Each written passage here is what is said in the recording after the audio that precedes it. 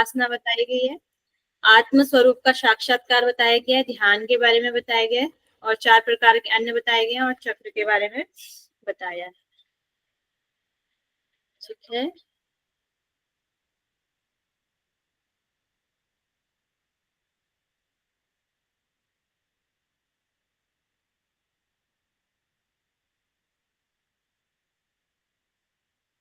कल का हम शॉर्ट में देख लेते हैं। मुद्राएं हमने योनि मुद्रा के बारे में पढ़ा था। योनि मुद्रा में यहाँ पर आपका गुदा और मेढ के बीच में मूलाधार पे यहाँ पर एक काम पीठ है। काम के पीठ के ऊपर ज्योतिर्मय ज्योति है, विद्यमान ज्ञान में ज्योति है। उस आत्मा के साथ वहां पर ध्यान करने के लिए कहा गया है। ये इसकी विधि है, इसमें फल बताए गए हैं काफी। और फिर 10 मुद्राओं के बारे में हमने पढ़ा था। सबसे पहली महामुद्रा है। महामुद्रा में आपने जानो शीर्षासन की जैसी अवयव होती है, टेक्निक होती है, इसमें आपके नव द्वारों को बंद करना नई चीज इसमें है। नव द्वारों को बंद करने के लिए कहा गया है और दोनों साइड से करने के लिए कहा गया है। इससे सभी हमारे कषाय जो होते हैं, मल जो होते हैं, वे दग्ध हो जाते हैं, यहाँ पे बताया गया है। और कामधेनु यहाँ पर अलग चीज है, तो जो चीज अलग है उनको अच्छे से लर्न करना है। नेक्स्ट है महाबंध। महाबंध बताया गया है, उसी में एक पाँव को अपना मोड़ लेना है। और यहाँ पे प्राण और अपान को, प्राण को अधोमुखी और अपान को ऊर्ध्वमुखी यहाँ पर बनाने के लिए कहा गया है। इससे क्या होता है, अस्थि पंजर सुदृढ़ होते हैं और जो विविध रस्त होते हैं वे मूर्धा की ओर जाते हैं।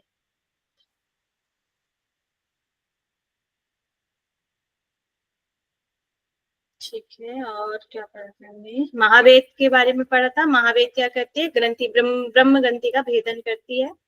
फिर खेचरी मुद्रा है। खेचरी मुद्रा शिव की प्रिय मुद्रा यहाँ पर बताई गई है और इससे आलस्य भी रहित होता है। और फिर हमने जालंधर बंद, मूल बंद के और विपरीत करने के बारे में पढ़ा था। मूल बंद में योनि मुद्रा स्वतः ही लग जाती है अगर मूल बंद हम लगा लेते हैं तो, मूल बंद के अभ्यास से। फिर वज्रौली, वज्रौली के हमने 2 प्रकार पढ़े थे, सहजोली और अमरोली, और इसको शांकर योग भी कहा गया है। फिर शक्ति चालनी, शक्ति चालनी 2 मुहूर्त तक करने के लिए कहा गया है। ये अष्ट सिद्धियों को देने वाली बताई गई है। आज हम पढ़ेंगे पंचम अध्याय।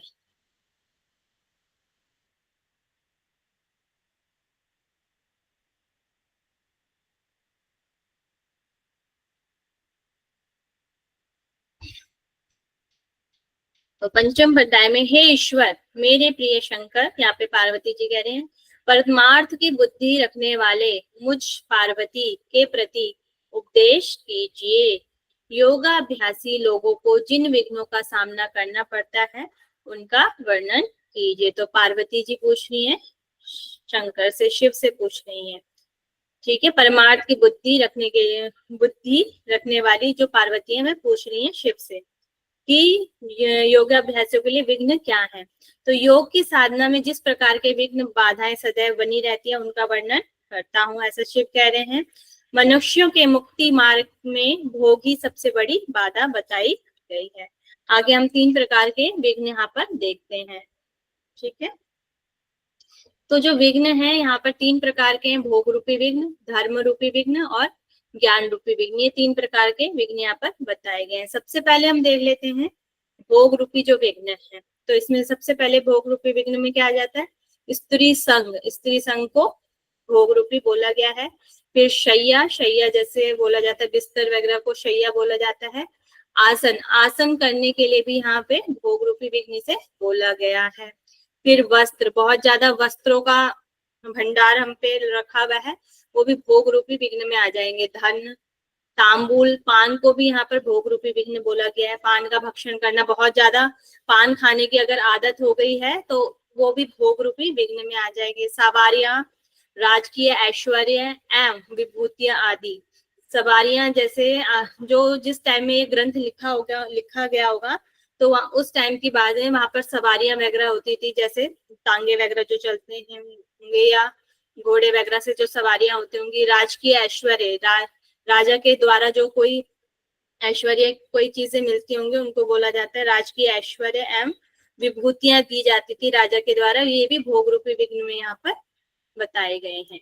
फिर है सोना, चांदी, ताम्र, रत्न तथा अगुरु आदि सुगंधित द्रव्य, अगुरु क्या है, सुगंधित द्रव्य का नाम है, उस टाइम पे होता होगा, तो अगुरु से यहाँ पर बोला गया। मेरी आवाज और स्क्रीन क्लियर है ना? यस। ठीक है। तो अगुरु आदि सुगंधित द्रव्य, गौ, गौ पालन जो होता था उसको बोला गया गौ। वेद शास्त्रों में पांडित्य, अगर आप बहुत ज्यादा वेद शास्त्रों में लग जाएंगे वो भी भोग रूपी विघ्न में आ जाएगा। फिर नृत्य, संगीत एवं आभूषण को भी यहाँ पर भोग रूपी विघ्न में बोला गया है। फिर वंशी, वीणा तथा मृदंग वाहन, राज्य, श्रेष्ठ वाहन और पत्नी और संतान आदि, ये सारे क्या बताएंगे, भोग रूपी विघ्न में बताए गए हैं। तो यहाँ पर जो राजयोग है, राजयोग की प्राप्ति के लिए हम सारी चीजें कर रहे हैं, तो ये सारी चीजें उस चीज के लिए क्या है, विघ्न बताए गए हैं यहाँ पर सारी चीजें। ये तो हो गए थे भोग रूपी विघ्न। अब हम देखेंगे धर्म रूपी विघ्न। धर्म रूपी विघ्न में स्नान, किसी को स्नान बहुत ज्यादा बार बार स्नान करने लग जाते हैं, इस तरीके से भी वो विघ्न के रूप में यहाँ पर बताया गया। पूजा विधि, पूजा विधि में ही बहुत सारा टाइम व्यतीत कर देते हैं, तो इसे भी विघ्न रूप में यहाँ पर बताया गया है। हवन, शारीरिक शौच के प्रति आग्रह, के बार बार स्नान करना उसी में आ जाएगा। अपने शौच के प्रति अत्याग्रह, मतलब कि अपने शरीर की क्षमता से ज्यादा शुद्धता का रखने का, शुद्धता रखना, या इस तरीके अत्याग्रह, बहुत जबरदस्ती कोई चीज को करना, तो शौच के प्रति अत्याग्रह रखना।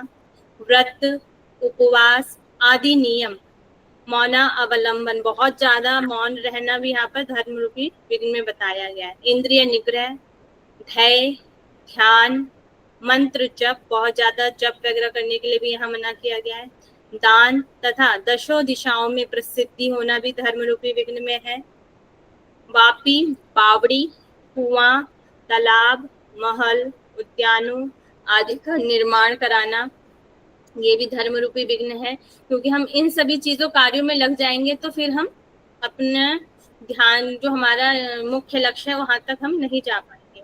यज्ञ, कठोर चंद्रायन व्रत तथा विधि तीर्थों की यात्रा, ये भी सारे धर्म रूपी विघ्न में आ जाएंगे। कठोर चंद्रायन व्रत हमने कहाँ पढ़ा था? मैम उसमें पढ़े थे अभी आसन, आसन में शायद, क्या कह रहे हैं? आसन में पढ़े थे क्या? आसन में? मतलब वशिष्ठ संहिता में पढ़े थे। हाँ, वशिष्ठ संहिता में हमने पढ़ा था, जब हम यम नियम पढ़ रहे थे उसमें पढ़ा था। हाँ हाँ, यम देखिए भूल गए थे। तो कठोर चंद्रायन व्रत, ऐसे व्रतों को रखने के लिए भी यहाँ पर मना कहा गया है। तो ये सारे धर्म रूपी विघ्न में बताए गए हैं। फिर है ज्ञान रूपी विघ्न। ज्ञान रूपी विघ्न में आ जाती है आपकी गौमुख, गौमुख आदि आसनों का अभ्यास करके धौती क्रिया, यहाँ पर आसनों को भी ज्ञान रूपी विघ्न में बताया गया है। धौती क्रिया के द्वारा आंतरिक शुद्धि करना भी, ये भी ज्ञान रूपी विघ्न में बताया गया। उससे नाड़ियों के संचरण प्रक्रिया का ज्ञान प्राप्त करना तथा प्रत्याहार के द्वारा इंद्रियों पर निग्रह करना भी यहाँ पर ज्ञान रूपी विघ्न में बताया गया है। शीघ्रता से उदर को घुमाना, इंद्रियों के मार्ग से मन का विषयाकार होना तथा नाड़ी कर्म आदि, ये सभी ज्ञान रूपी विघ्न के बारे में बताए गए हैं। मतलब कि बहुत ज्यादा हठ योग का हम अगर प्रयास कर रहे हैं या उसका अभ्यास कर रहे हैं, वो भी ज्ञान रूपी विघ्न में यहाँ पर बताए गए हैं। फिर यहाँ पर भोग रूपी विघ्न भी एक एक्स्ट्रा ऐड किया है इसमें। 9 धातुओं के रस, शुंठी चूर्ण, शुंठी मतलब होता है अदरक का पिसा हुआ भाग, जैसे अदरक को सुखा के जो बनाया जाता है वह हो गया शुंठी चूर्ण, इससे तुरंत समाधि लग जाती है। ऐसे भोजन रूपी विघ्न को भी यहाँ पर भोजन रूपी विघ्न बताए गए हैं। मेन तो हो गया आपके 3, भोग रूपी विघ्न, धर्म रूपी विघ्न और ज्ञान रूपी विघ्न। साथ में एक और है जिसमें 9 धातुओं का रस और शुंठी चूर्ण को भी भोजन रूपी विघ्न के बारे में बताया गया है। तो ये आपके मैम 3 शुंठी चूर्ण किसे कहते हैं? शुंठी चूर्ण अदरक को बोला जाता है, अदरक का चूर्ण जो बनाया जाता है उसको शुंठी बोला गया। तो इससे समाधि लग जाती है? पता नहीं, अब शुंठी जो मैंने मीनिंग देखा वो तो यही निकला है।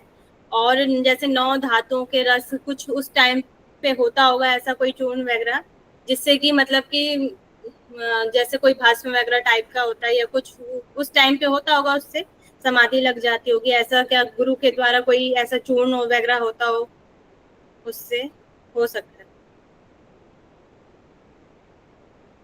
ठीक है, क्लियर है सभी को, भोग रूपी धर्म रूपी ये ज्ञान मैम, रूपी। ये राजयोग में ये सब विघ्न पैदा करते हैं, जितने भी तीनों दिख रहे हैं सब ना। हाँ, तो मुख्य जो मेन उद्देश्य क्या होता है, राजयोग की प्राप्ति होता है सभी का, तो ये सारे क्या है, हठ योग के वो हो जाएंगे। तो इनको भी मना करने के लिए क्या कहा गया है, सारी चीजों को इनको मना कर मतलब नहीं करना है कहा है। बहुत ज्यादा मतलब स्नान, हवन, विधि, पूजा, ये सारी चीजें मना की गई। ठीक है, मतलब अति भी, अति कुल मिला के अति नहीं करना है। हाँ, पूजा विधि में ही हम सारा समय लगा देंगे तो फिर हम नहीं कर पाएंगे वो क्रियाएं जो करनी चाहिए। ठीक है, कुल मिला लोग समत्वम योग उच्यते। ठीक, तो ये हो गया आपके विघ्न। फिर यहाँ पे आ जाते हैं 4 प्रकार के योग। तो मंत्र योगो हठाश्चैव, लय योग सतृतीय, तृतीय तीसरा लय योग है। चतुर्थो राजयोगो स्यात् विधा भाव वर्जितः। मंत्र योग, हठ योग, तीसरा लय योग तथा चतुर्थ राजयोग है। ये योग के 4 प्रकार हैं। यह राजयोग द्वैत भाव से रहित होता है। द्वैत मतलब दो के भाव से रहित होता है। ठीक है, तो ये होगी यहाँ पर 4 प्रकार के योग। पहला हो गया मंत्र, दूसरा हो गया हठ, तीसरा हो गया प्रलय और चतुर्थ हो गया राजयोग। फिर यहाँ पर 4 प्रकार के साधक बताए गए हैं। चतुर्या सायको ये ज्ञेयो मृदु मध्यादिमात्रकः अधिमानतः श्रेष्ठो मदाई लंघलम। तो योग साधक 4 प्रकार के होते हैं, मृदु, मध्य, अधिमात्रक, अधिमात्रम। इससे अधिमात्रम श्रेष्ठ है। इन चारों में से जो अधिमात्रम है वह श्रेष्ठ है, जो संसार सागर को पार करने में समर्थ है। तो सबसे श्रेष्ठ हो जाएगा आपका अधिमात्रम साधक। तो ये 4 प्रकार के साधक हैं। तो आगे हम इसको डिटेल में देखेंगे। तो ये 4 प्रकार के साधक है, मृदु साधक, मध्य साधक, अधिमात्रक साधक और अधिमात्रम साधक। यहाँ से क्वेश्चन 1-2 बार क्वेश्चन यहाँ से आ चुका है। तो जो मृदु साधक है, इसकी 4 यहाँ पर कैटेगरी है। तो इस कैटेगरी को ऐसे रख सकते हैं। एक तो होगी आपकी पुअर कैटेगरी। ठीक है, पुअर जो साधक है, ठीक है, पुअर वैसे गरीब वाला नहीं, मतलब कि स्टेज वाइज। फिर जो मध्यम साधक है वह ठीक ठीक है, फाइन है। ठीक है, अधिमात्रक जो साधक है वो गुड है, गुड साधक। और अधिमात्रम हो जाएगा आपका जो एक्सीलेंट, वेल डन जो साधक है, उस तरीके का साधक हो जाएगा।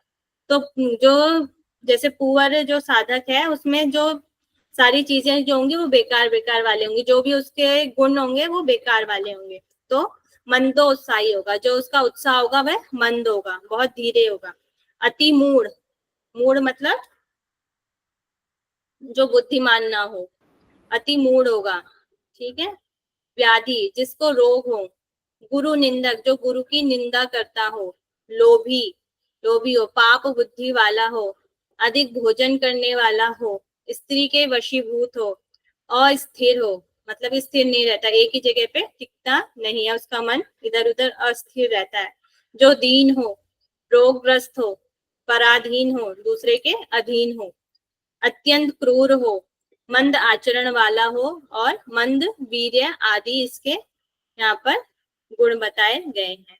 ठीक है, तो यहाँ पर मृदु जो साधक होता है, 12 वर्ष तक अत्यंत प्रत्यंत पूर्वक अभ्यास करने से मंत्र योग का अधिकारी होता है।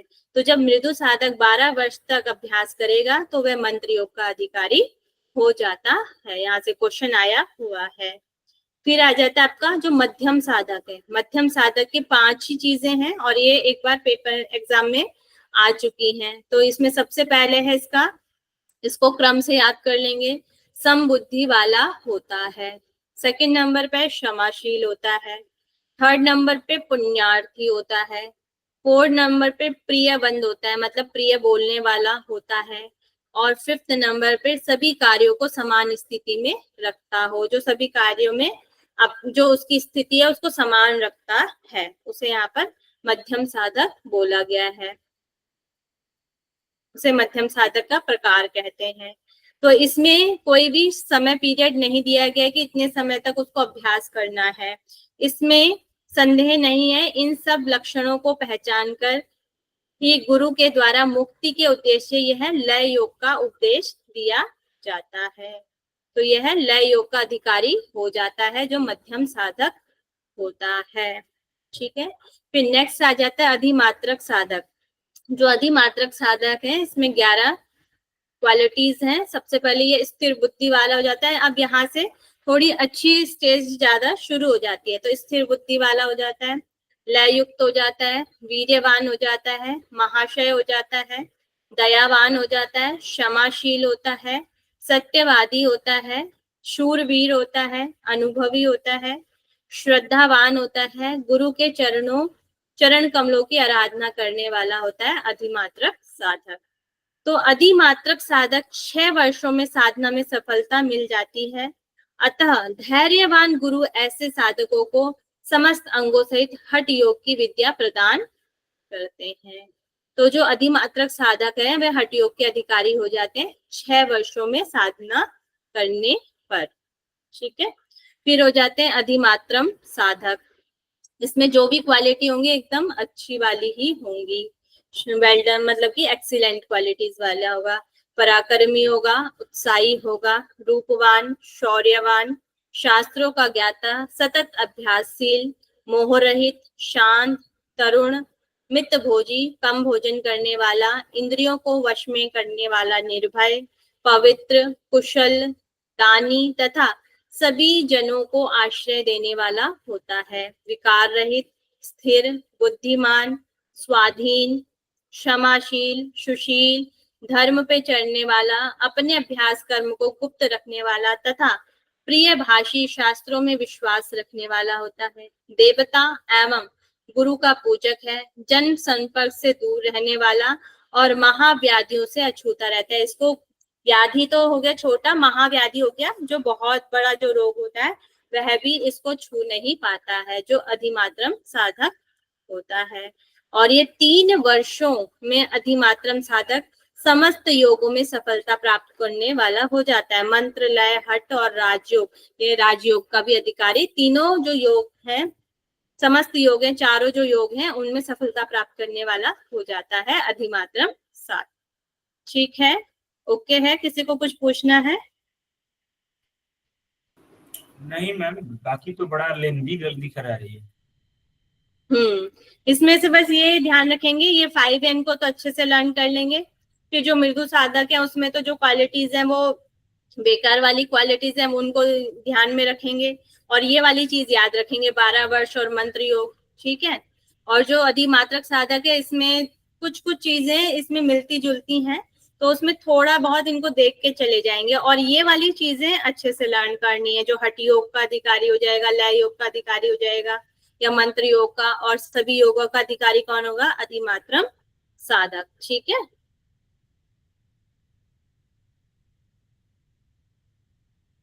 Thank you ma'am. फिर आ जाता है प्रतीकोपासना। तो दृष्ट एवं अदृष्ट फलों को प्रदान करने वाली प्रतीकोपासना करनी चाहिए। दृष्ट मतलब कि वर्तमान जो हमारे हम कर्म कर रहे हैं उनके जो फल मिल रहे हैं, अदृश्य, अदृष्ट, अदृष्ट मतलब भविष्य में जो फल मिलेंगे उनको प्रदान करने वाली प्रतीकोपासना करनी चाहिए। इस प्रतीक के दर्शन मात्र से साधक पवित्र हो जाता है। तो इसका एक और मीनिंग हो सकता है, जो हम देख सकते हैं और जो हम नहीं देख पा रहे, ऐसे फलों को प्रदान करने वाली प्रतीकोपासना करनी चाहिए। फिर विधि, इसकी विधि दी गई है प्रतीकोपासना की, प्रगाढ़ धूप में या ज्ञान के प्रकाश में। ठीक है, यहाँ पर प्रगाढ़ धूप मतलब ज्ञान के प्रकाश में अपने प्रतिबिंब ईश्वर को दोनों नेत्रों के मध्य में देखकर जब अपने छाया बिंब को देखता है। तो यहाँ पर दोनों नेत्रों के बीच में कौन सा स्थान होता है? भूमध्य सुषुम्ना नाड़ी।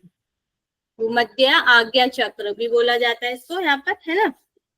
तो आज्ञा चक्र में जब ज्ञान के प्रकाश से प्रतिबिंब, जो ईश्वर का प्रतिबिंब है, वहां पर ये से अपने प्रगाढ़ धूप में अपने प्रतिबिंब ईश्वर, जो भी ईश्वर है, उन दोनों नेत्रों के मध्य में देखते हुए, मतलब कि अपने आज्ञा चक्र पर जब अपने छाया बिंब को देखता है, ठीक है, ईश्वर के प्रतिबिंब से अपने छाया बिंब को देखता है, तब आकाश में अपना बिंब उसी क्षण देखता है। और मतलब कि जो उसका बिंब है, उसके अंदर जो आत्मा है, वह अपने आज्ञा चक्र पर देखता है। अपने शरीर में आपका आकाश का स्थान कौन सा है?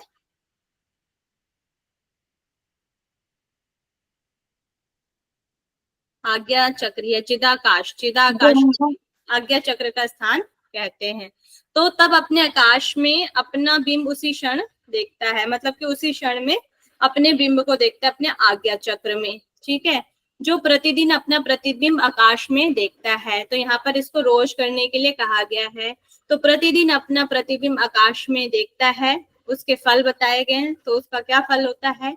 आयु में वृद्धि होती है, मृत्यु का संकट दूर होता है, परमात्मा की प्राप्ति होती है। और इसको कब कब किया जा सकता है? मतलब कि सभी समय किया जा सकता है। यात्रा काल में भी कर सकते हैं, विवाह में भी कर सकते हैं, शुभ कर्म में भी किया जा सकता है, विपत्ति में भी किया जा सकता है, पाप का क्षय होने पर, पुण्य की वृद्धि हो जाने पर भी प्रतीकोपासना करनी चाहिए। कि मतलब कि हर समय ही इसको करना चाहिए, ऐसा बताया गया। ठीक है, ये होगी आपकी प्रतीकोपासना। ओके है।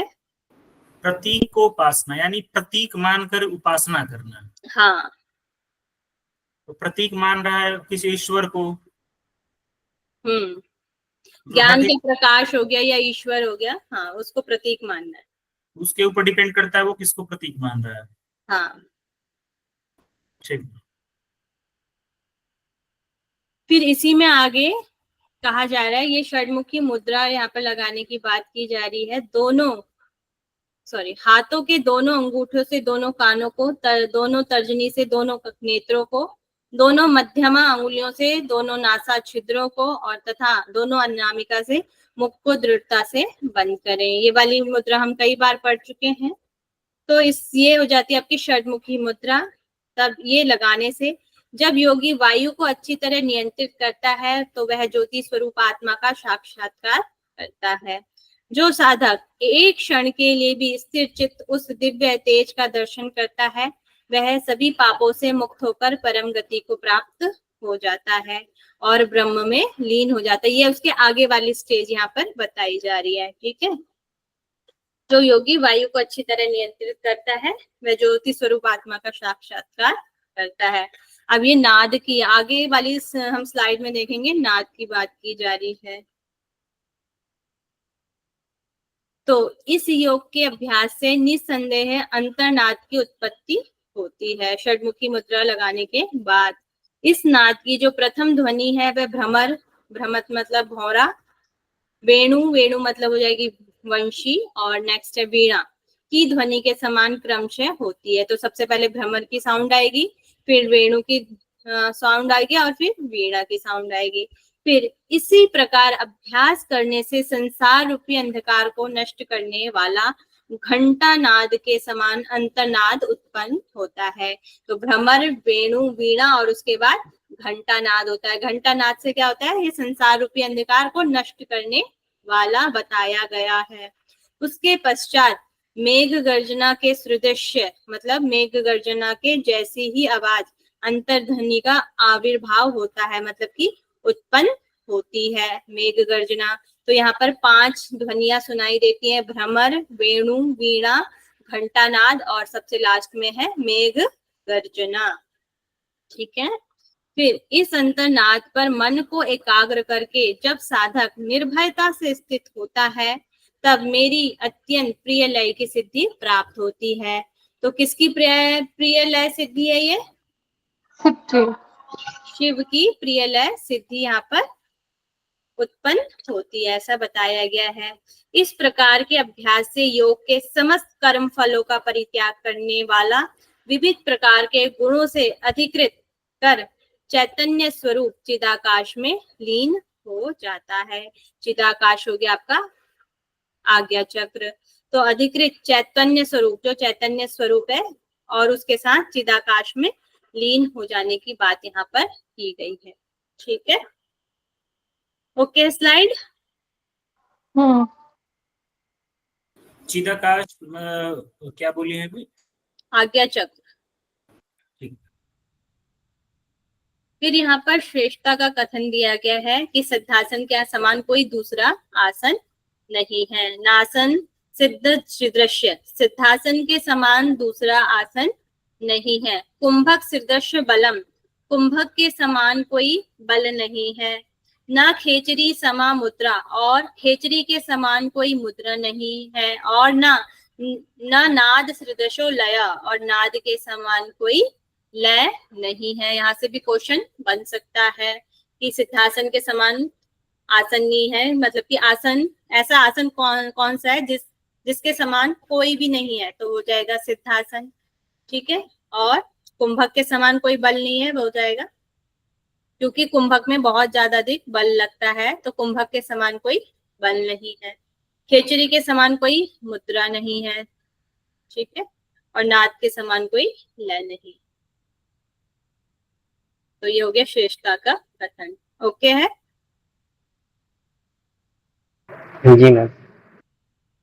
फिर यहाँ पर ध्यान बताया गया है। ध्यान प्रॉपर तो नहीं बताया गया, जैसे सगुण निर्गुण, और हम चैप्टर में देखते हैं यहाँ पर उसकी थोड़ी सी टेक्निक बताई गई है और उसका थोड़ा सा लाभ बताया गया है। तो कंठकूप पर ध्यान, कंठकूप कहाँ पर होता है? गले कंठ गले पे, कंठ के पास।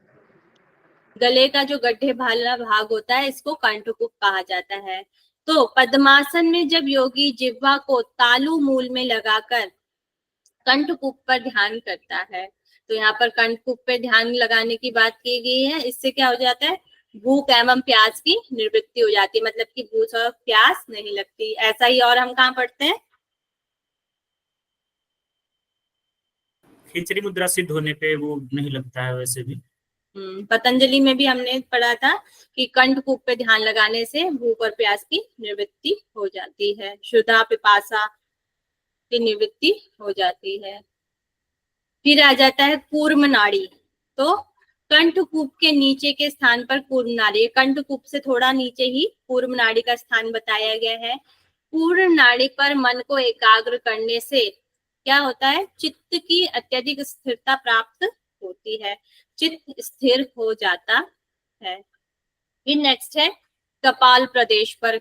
तो जब योगी सिर के कपाल प्रदेश में रुद्राक्ष जैसे विवर, विवर मतलब गड्ढे वाला क्षेत्र, तो जो हमारा कपाल वाला क्षेत्र है, इसमें रुद्राक्ष के जैसे विवर पर ध्यान जो लगाता है कपाल क्षेत्र में, उसको ज्योति पुंज के दर्शन होते हैं, पापों का समूह नष्ट होता है, परम गति को वह प्राप्त होता है, सिद्ध के दर्शन उनसे संभाषण करता है, मतलब उनके दर्शन भी कर सकता है और उनसे बातचीत भी कर सकता है। संभाषण मतलब बोलचाल कर सकता है, ठीक है। फिर है नासाग्र, मतलब कि अपनी नाक के अग्रभाग पर, टिप्स पर ध्यान लगाने से पद्मासन में स्थित होकर नासाग्र पर देखता है, उसका मन सकल्प और विकल्प रहित होकर स्थित हो जाता है। सकल्प विकल्प, मैं ऐसा करूं या ना करूं, इस तरीके के जो संकल्प और विकल्प होते हैं योग में, मैं इस वाली स्टेज तक जाऊं या नहीं जाऊं, ऐसा करूं या ना करूं, ऐसी जो स्थिति होती है संकल्प और विकल्प की होती है। तो जो मन स्थिर हो जाता है, संकल्प और विकल्प रहित हो जाता है नासाग्र पे ध्यान करने से, कैलाश पर्वत के समान विशुद्ध परम ज्योति के दर्शन करता है। तो जैसे कैलाश पर्वत की विशुद्ध परम ज्योति है, उस तरीके के यहाँ पर दर्शन वह करता है। फिर उसके बाद अगर योगी को अगर जैसे इन सब से करने के बाद थोड़ी थकान लगती है या श्रम लगता है, तो उस श्रम को दूर करने की यहाँ पर बात की गई है। श्रम को दूर करने के लिए स्वयं भूमि पर चित्त लेटकर निरंतरता से ध्यान करें। तो शवासन वाली जो स्थिति है वह यहाँ पर बताई गई है, शवासन की तरह लेट जाना है। श्रम को दूर करने के लिए स्वयं भूमि पर चित्त लेटकर निरंतरता से ध्यान करें, बोला गया है।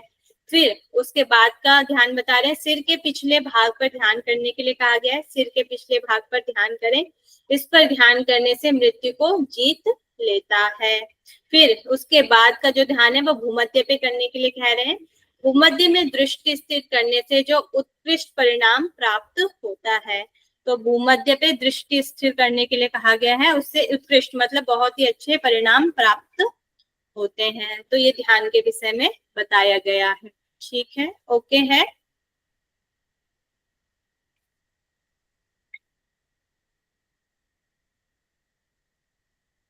ओके है।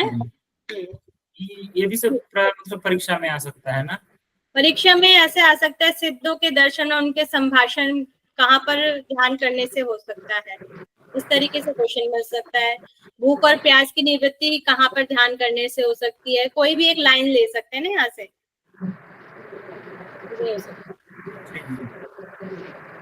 फिर है 4 प्रकार के अन्न। तो 4 प्रकार के अन्न, चर्व्य चबाने वाले, पेय पीने वाले, ले हो जाएगा आपके निगलने वाले, ये माना चाटने वाले, ले हो गया चाटने वाले, और चोष्य मतलब चूसने वाला। ये 4 प्रकार के अन्न होते हैं। ये अन्न से उत्पन्न रस 3 भागों में विभाजित हो जाता है, मतलब कि जो 4 प्रकार के अन्न है वह 3 भागों में विभाजित हो जाता है। उसमें से जो सर्वाधिक सारभूत भाग रहता है उससे लिंग शरीर का पोषण होता है। तो हमारे शरीर में कितने शरीर होते हैं? 3 शरीर होते हैं। 3 शरीर होते हैं। कौन कौन से? स्थूल, सूक्ष्म और स्थूल, सूक्ष्म और कारण शरीर। कारण शरीर को लिंग शरीर भी बोला जाता है। तो सारभूत भाग से लिंग शरीर का पोषण होता है, ऐसा बताया गया यहाँ पर। फिर रस का जो दूसरा भाग है वह सप्त धातुओं से निर्मित शरीर को पुष्ट करता है। तो सप्त धातुएं कौन कौन सी थी? रस, रक्त, मांस, मेद, अस्थि, मज्जा और शुक्र। शुक्र। ये सप्त धातुओं का निर्माण मतलब कि धातुओं से निर्मित होता है, शरीर को पुष्ट करता है। तो ये कौन सा शरीर हो जाएगा? स्थूल कारण शरीर। कारण शरीर। स्थूल शरीर, क्योंकि सप्त धातुओं का हो रहा है ना, जो हमें दिखाई दे रहा है उस शरीर का हो रहा है ना, तो शरीर को पुष्ट करता है। फिर तीसरा भाग मल मूत्र आदि के रूप में 7 प्रकार से बाहर निकलता है, मतलब कि उत्सर्जन होता है। शरीर में जो मल मूत्र वगैरह बनते हैं वह 7 प्रकार से शरीर से बाहर निकल जाता है। तो किन किन चीजों से हमारा उत्सर्जन होता है? पुरुष, मल, त्वचा से।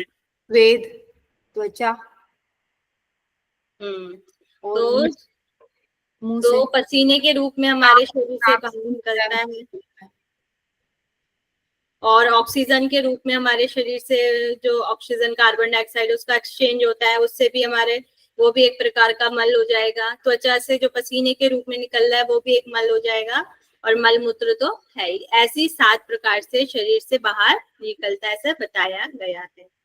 फिर आद्य 2 भाग रस सब नाड़ी रूप हैं।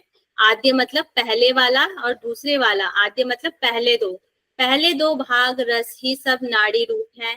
पैर से लेकर मस्तक पर्यंत तक शरीर में वायु का पोषण करते हैं। तो शिव जी ने शरीर में वायु के बहुत सारे स्थान और बहुत सारे कार्य बताए हैं। तो पैर से लेकर मस्तक पर्यंत तक शरीर में वायु का पोषण करते हैं, और इन सभी नाड़ियों से जब वायु चलता है तब अन्न का रस शरीर में समभाव से प्रवृत्त होता है। तो जो भी हम अन्न खाते हैं उसका जो रस होता है समभाव से, जहां पर जितना चाहिए उस उतना ही प्रवृत्त, उतना ही वहां चला जाता है वायु के माध्यम से। तो ये हो गए आपके 4 प्रकार के अन्न। ठीक है, ओके है। जी। फिर यहाँ पर कंद, कुंडली और त्रिपुर भैरवी बताई गई है। कंद का स्थान देख लेते हैं कहाँ पर है। गुदा से 2 अंगुल ऊपर और जनेंद्र से 1 अंगुल नीचे 4 अंगुल परिधि है। परिधि वाला एक समकोण कंद है।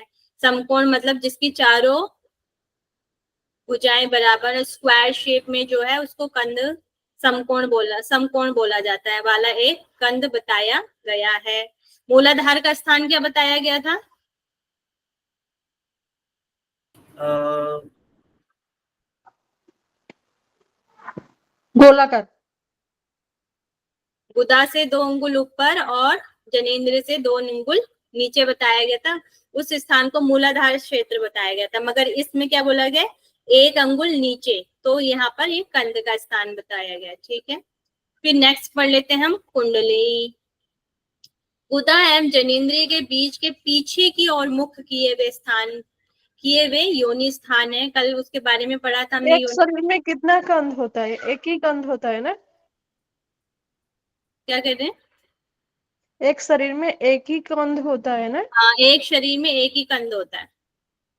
तो ये मतलब वो उसका पहले उसका स्थान बता दिया, जैसे कि गुदा से 2 अंगुल ऊपर तथा जनेंद्रिय से 1 अंगुल वो नीचे। था आपका मूलाधार चक्र ना, मूलाधार चक्र तो 2 अंगुल नीचे है, ये 1 अंगुल नीचे है पास पास में। ठीक है नहीं, ना? ये जो कंध की सामने ही लिखे है ना आप, गुदा से 2 अंगुल ऊपर तथा जनेंद्रिय से 1 अंगुल नीचे, तो उसका स्थान है 4 अंगुल परिधि वाला, हाँ, परिधि वाला। 4 अंगुल विस्तार वाला बताया गया, स्क्वायर शेप में बताया गया। हाँ, तो मतलब उसका जो आकार है वो स्क्वायर शेप है और उसका स्थान है 2 अंगुल गुदा देश से ऊपर। बस हाँ, इतना ही ना? हाँ। तो कुंडली हमने मूलाधार में पढ़ी थी पहले, तो वही स्थान है गुदा एंड जनेंद्रिय के बीच के पीछे की ओर मुख किए हुए स्थान में योनि स्थान है। कल बात हुई थी, तो पुरुष और महिलाओं में ये योनि स्थान एक ही होता है। उसी में कंध की स्थिति कही गई है, थोड़ा उससे कुंडली से ऊपर थोड़ा हमारा कंध का स्थान बताया गया है, तथा उसी कंध में कुंडली वास करती है। समस्त नाड़ियों को घेर कर 3.5 फेरे लगाकर कुंडली आकृति वाली कुंडलिनी पूंछ को मुख में डालकर सुषुम्ना विवर में स्थित है। सुषुम्ना का जो छेद है वहां पर कुंडली की जो पूंछ है वह वहां पर सुषुम्ना के विवर में है, मतलब कि सुषुम्ना के छेद में है। तो ये कितने लपेटे बताई गई है? 3.5 फेरे लगाए हुए हैं, 3.5 लपेटे लगाई हुई है, और उसी कंध में कुंडली का वास यहाँ पर बताया गया है। ठीक है, तो ये हो जाएगी आपकी कुंडलिनी। तो यह नाग के समान सोई हुई है और अपनी जो कुंडली है, कुंडली की तुलना किससे की जाती है? सर्प से। सर्प से, और यहाँ पर नाग बोला है। यहाँ पर यह नाग के समान सोई हुई है, अपनी ही प्रभा से प्रकाशमान सर्प की भांति संधि स्थान होता है जहां पर बहुत सारी चीजें मिलती हैं। तो संधि स्थान में कंध है, योनि स्थान है में स्थित कुंडली बीज संज्ञा वाली वाग देवी है। वाणी की देवता या वाणी की देवी यहाँ पर है, उसको वाग देवी हमने पहले भी पढ़ा था। ठीक है, तो यहाँ पर वाग देवी से बताया गया है।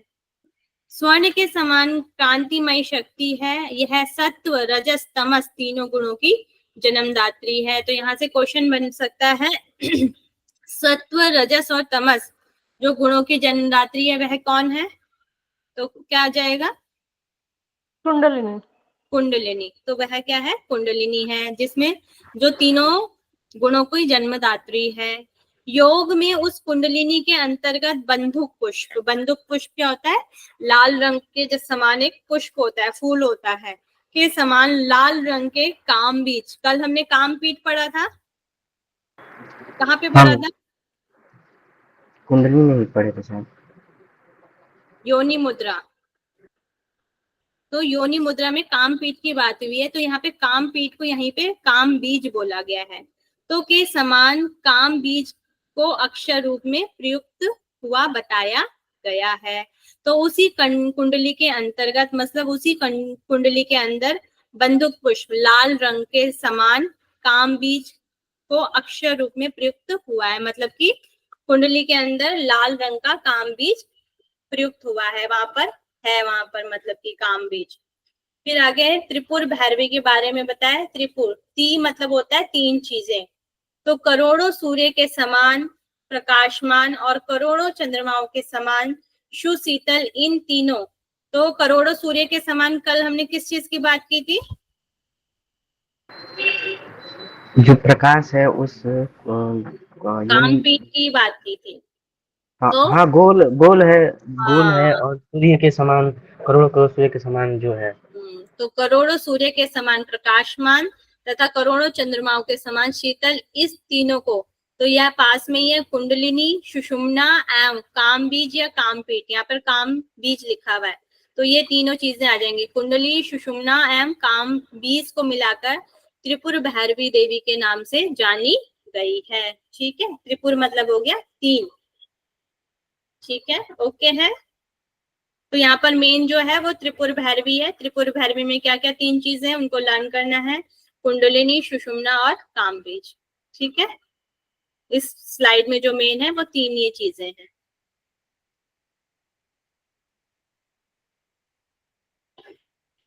फिर आ जाते हैं हमारे चक्र। तो यहाँ पर जो चक्र हैं, यहाँ पर 7 चक्र दिए गए हैं। तो यहाँ पर थोड़ा सा हमें, और जो हमें टेक्स्ट मिलते हैं उनसे थोड़ा सा अलग विवरण यहाँ पर मिलता है। जो यहाँ पर कलर बताया गया है हमारे चक्रों का, वो भी थोड़ा अलग है। इसमें एक सिद्ध, सिद्ध या मतलब यहाँ के देवता बताए गए हैं, और देवी, एक देवी भी बताई गई है। हर चक्र में एक देवी बताई गई है आज्ञा चक्र तक, और उसके ध्यान का फल बताया गया है और स्थान बताया गया है। ठीक है, इसमें बीज मंत्र नहीं है, यहाँ पर बीज मंत्र का वर्णन हमें नहीं मिलता है। तो फिर यहाँ पे सबसे पहले हो जाएगा आधार या मूलाधार चक्र। तो इसका स्थान क्या है? गुदा स्थान है। लिंग के बीच कंद कुंडली का निवास, वाग, काम बीज और स्वयं भूलिंग। तो इसका स्थान क्या हो गया? गुदा वाला स्थान यहाँ पर हो गया है। इसमें 4 दल हैं। तो मूलाधार में कितने दल होते हैं हमारे? 4। 4। तो उनमें जो अक्षर है वो हो गए व, श, क्ष और सौ। ये 4 हमारे दल में अक्षर होते हैं।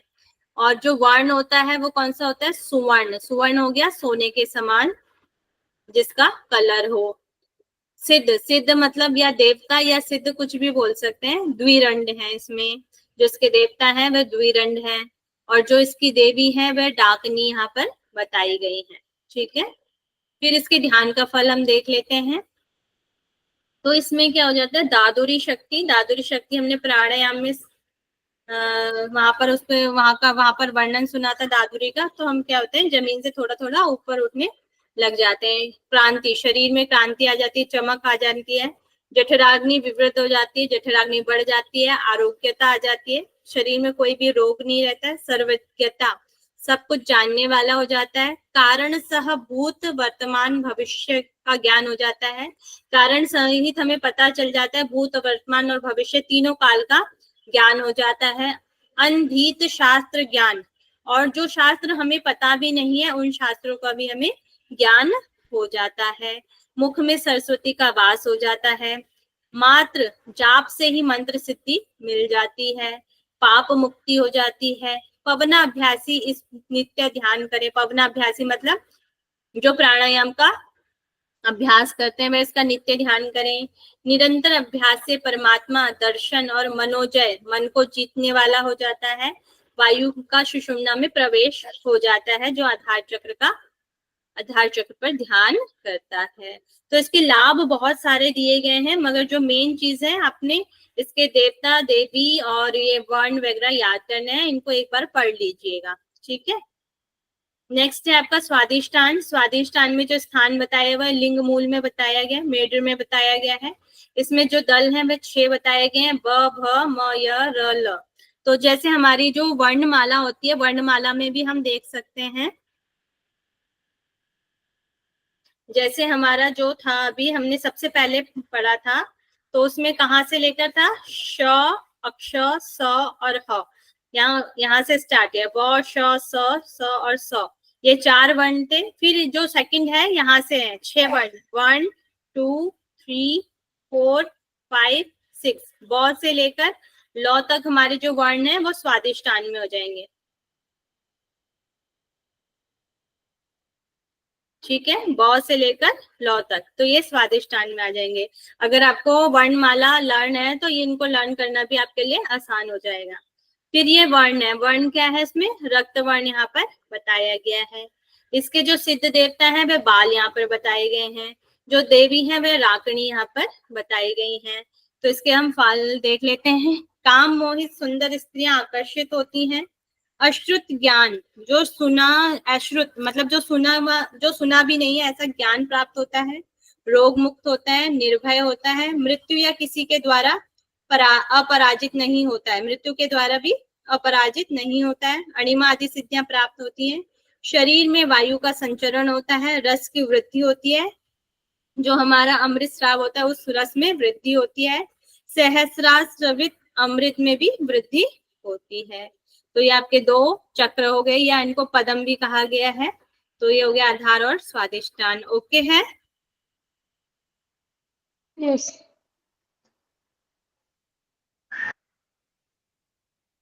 फिर है मणिपुर चक्र। मणिपुर चक्र जो है वह नाभि स्थान में है। इसमें हमें 10 दल बताए गए हैं, ड से लेकर ढ और फ तक। तो अब यहाँ से लेकर ड से लेकर आपके आ जाएंगे फ तक। ठीक है, ड से लेकर फ तक जो भी आपकी वर्णमाला में है वे आ जाएंगे। तो इसका जो रंग है वह स्वर्णिम है, सोने के समान ही है।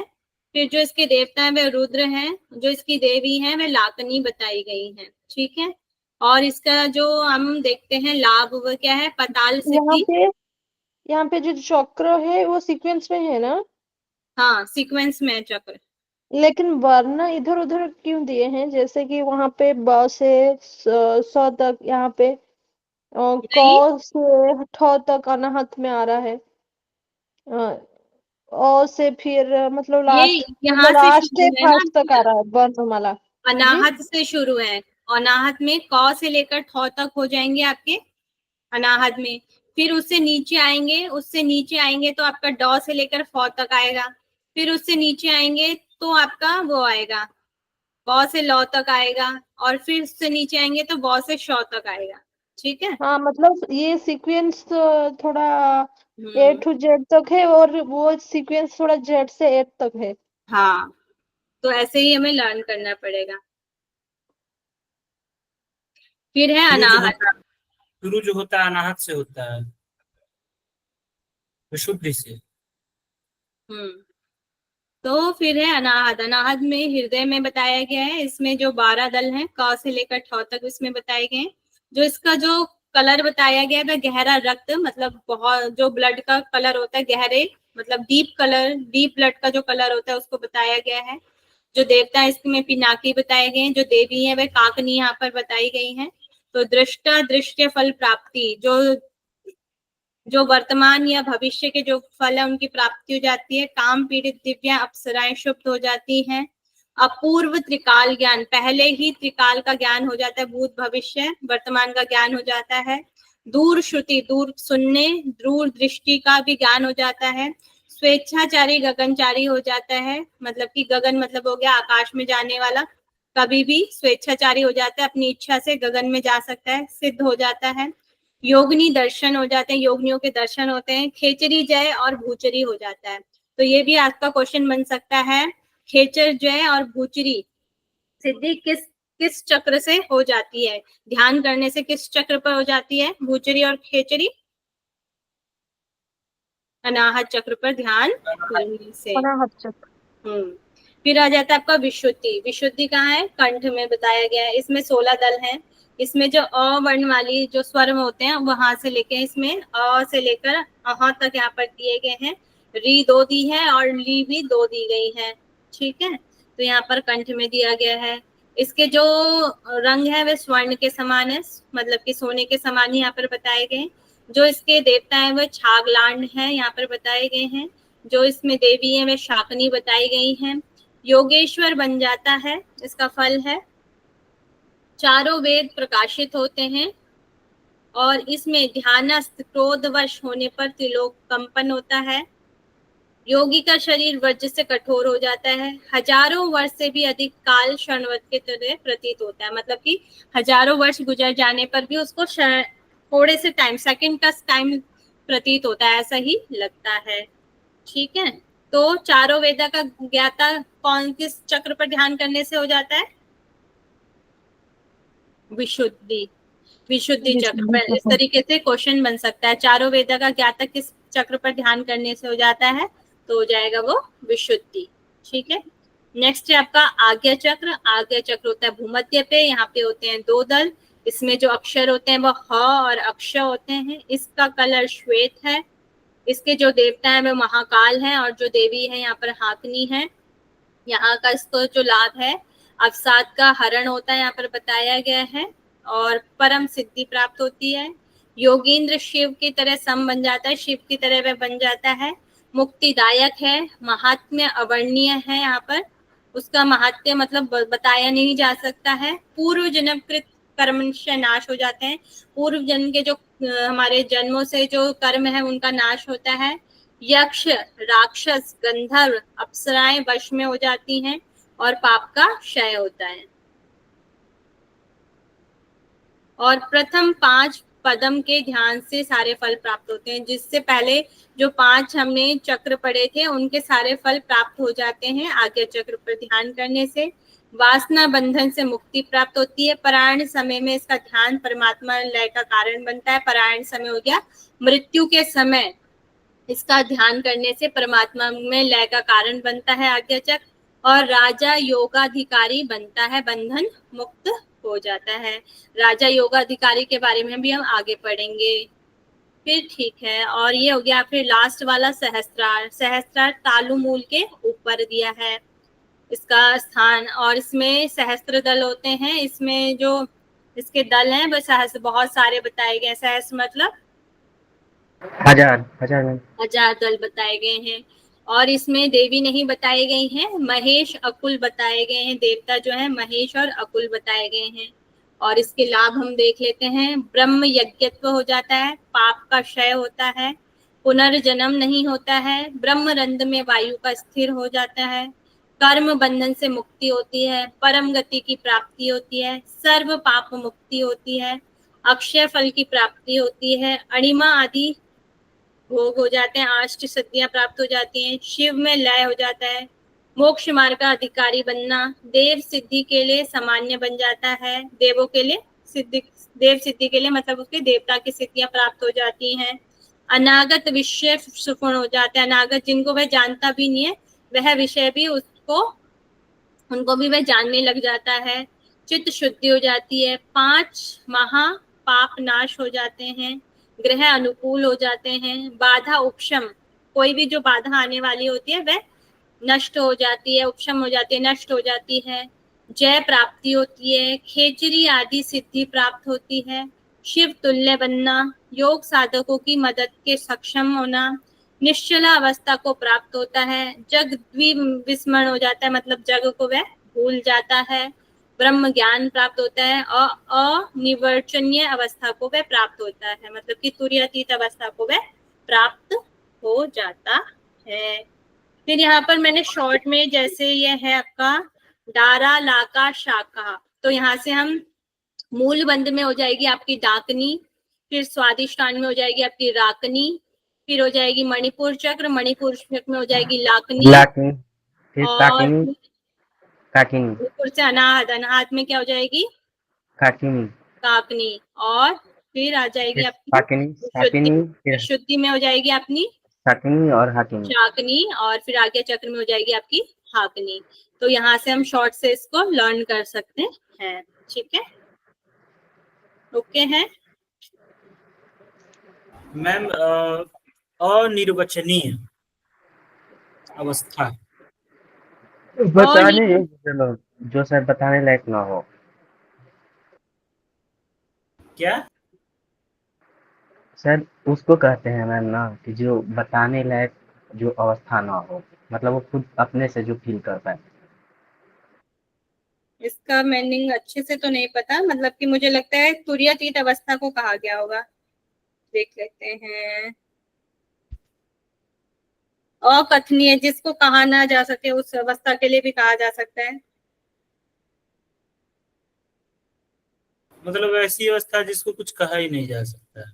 तुर्यातीत अवस्था लगा लो, क्योंकि सहस्त्रार पे पहुंच गया तो तुर्यातीत अवस्था की तक की जो स्टेज है वही हो जाएगी। जग द्विस्मरण मतलब जग में वो गायब हो जाएगा। जग द्विमस मतलब ये संसार जो मोह माया है वह सब भूल जाएगा। स्मरण मतलब होता है याद करना, तो मतलब कि वह भूल जाएगा। केवल मोह माया भूलेगा, जग वो तो नहीं भूलेगा। जग भी तो उसी में आ जाएगा। कौन सिद्ध करना चाहेगा ये? हम्म। कह रहे ऐसे कौन सिद्ध करना चाहेगा जो जग ही भुला दे।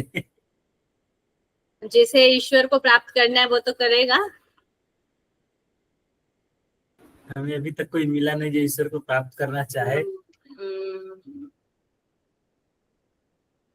चलिए, मैम टाइम हो गया है। नहीं या क्या करें, अभी है तो सही, थोड़ा ही बचा है वैसे, बताएं। एक 3-4 क्लास कल पढ़ा दीजिए, कल पढ़ा दीजिए मैम। ठीक है, 3-4 स्लाइड है। कल पढ़ा दीजिएगा। कर ले लीजिए, एक क्लास और ले लीजिए। उसके बाद आप ही वो उपनिषद करवाएंगे क्या? पता नहीं अभी। उपनिषद आप ही करा दीजिए मैम, उपनिषद आप कराएंगे तो ज्यादा अच्छा रहता है। क्वेश्चन कर लेते हैं पहले, देखो।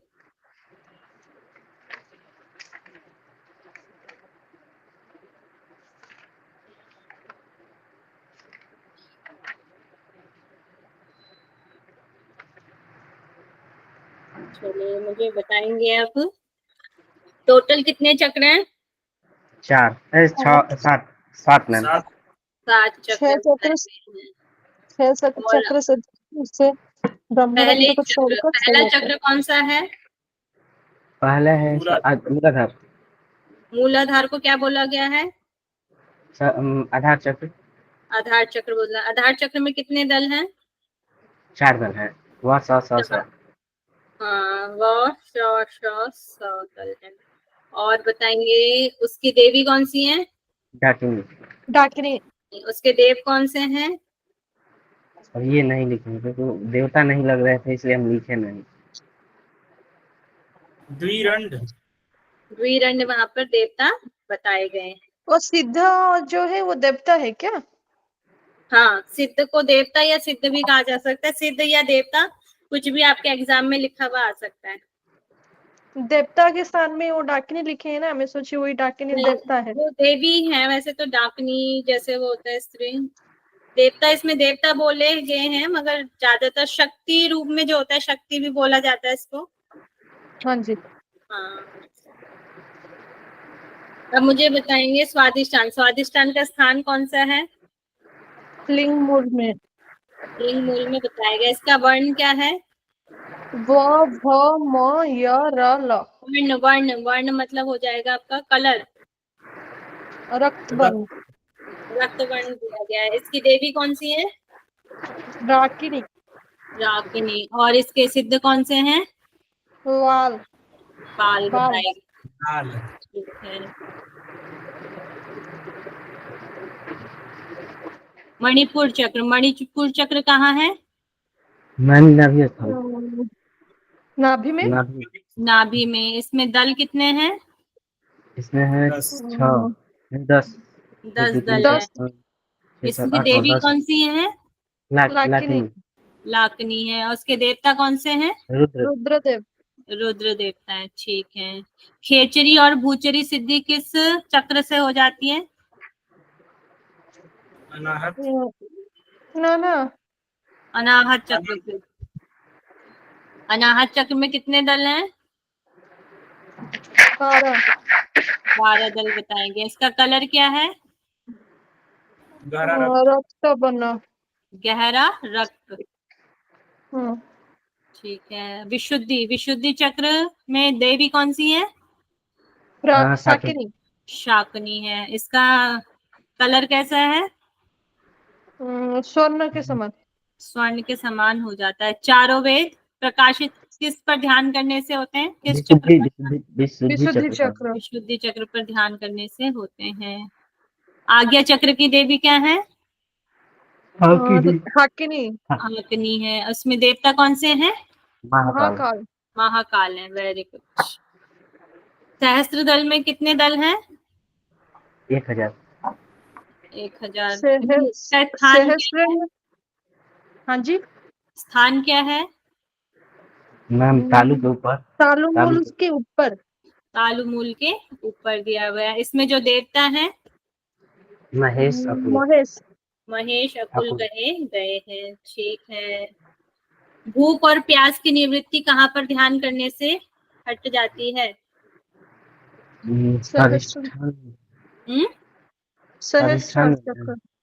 ध्यान की बात कर रही हूँ मैं। अच्छा, ध्यान। भूख और प्यास की निवृत्ति किससे हो जाती है, कहाँ पर ध्यान करने से होती है?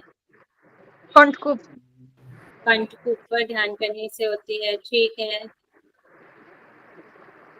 मन स्थिर कब होता है, कहाँ पर ध्यान करने से होता है? नासाग्र। नासाग्र पर ध्यान करने से होता है। उत्कृष्ट परिणाम कहाँ पर ध्यान करने से होता है?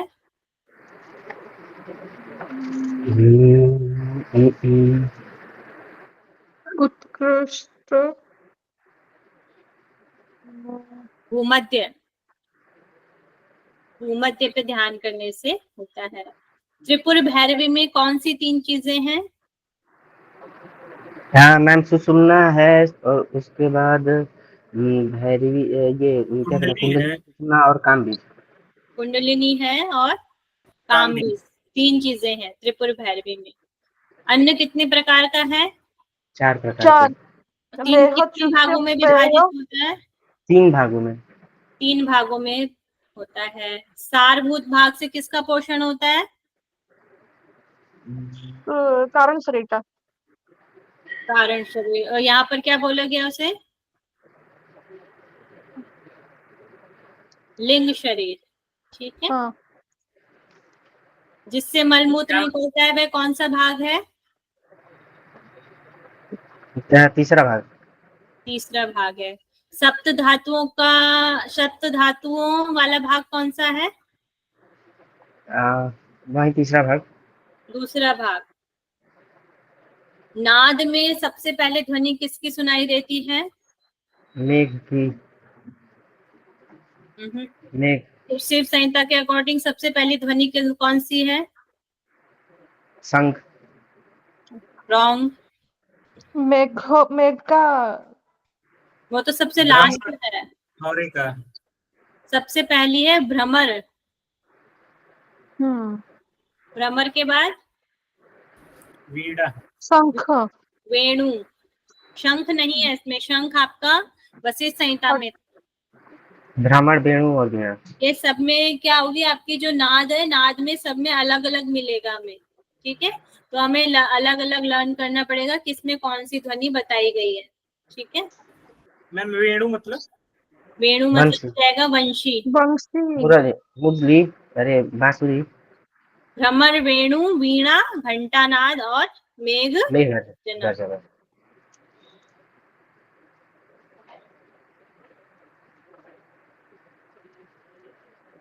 साधक कितने प्रकार के होते हैं? 4 प्रकार का। 4 रुद्र, प्रकार। मध्य, अधिमात्रा का, अधिमात्रतम। हठ योग का अधिकारी कौन सा साधक होता है? चौथा होता है, नहीं तीसरा तीसरा होता है। और सभी योगों का अधिकारी कौन सा होता है? चौथा शायद होता है श्रेष्ठ। क्या? लास्ट वाला। अधिमात्रतम। अधिमात्रतम साधक। मंत्र योग का अधिकारी कौन सा साधक होता है? पहला। मृदु साधक। पहला दूसरा नहीं बोलेंगे, मृदु साधक बोलेंगे। और लय योग का अधिकारी कौन होता है? द्वितीय मतलब मध्य साधक। मध्य साधक होता है। ठीक है। सबसे पहला योग कौन सा है इसमें? योग कितने प्रकार के दिए हैं? मंत्र योग। 4 प्रकार। पहला मंत्र योग, राजयोग, लय योग, सीक्वेंस करना है आपको, ऐसे याद नहीं करना। में क्या है? मंत्र योगम हट, तृतीय पे है लय योग और फिर चतुर्थ पे है राजयोग। ऐसे ही सीक्वेंस से ही लर्न करना है, क्योंकि पेपर में सीक्वेंस भी आ जाता है। तो सीक्वेंस जैसे इसमें ये दिया है 4 प्रकार से, ऐसे दिया है। दूसरे टेक्स्ट में यही 4 प्रकार का सीक्वेंस अलग हो सकता है, तो दोनों सीक्वेंस को अलग अलग लर्न करना होगा। ठीक है, चलिए यहीं पे हम क्वेश्चन आंसर स्टॉप करते हैं।